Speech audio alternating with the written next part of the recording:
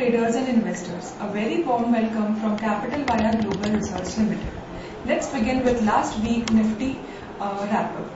Nifty futures begin the week with slightly gap up opening and traded sideways. Volatility was witnessed at the end of the week.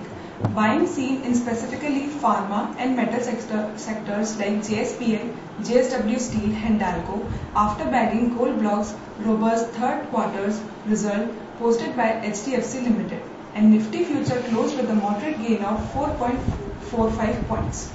Movement of index in near term will remain on further reform initiative to be taken by government in the upcoming budgets of February 28, 2015. Technical overview of Nifty.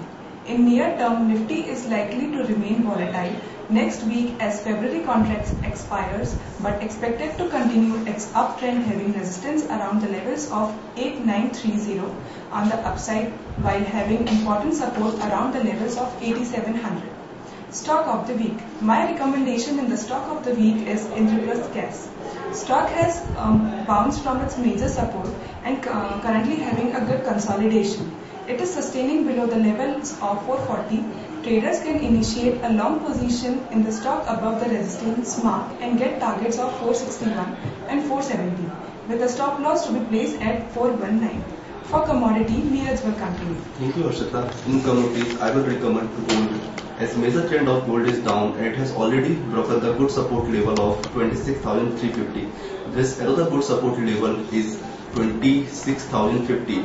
If market breaks this level and sustain above 26,000, then one can make sell position in it below 26,000 with a strict stop loss of 26,210 and targets 25700 and 25400.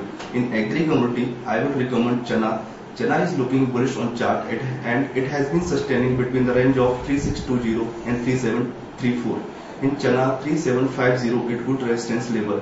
If Chana breaks this resistance level, then one can make buy position in it with a strict stop loss of 3680 and targets 3840 and 3940. Thank you.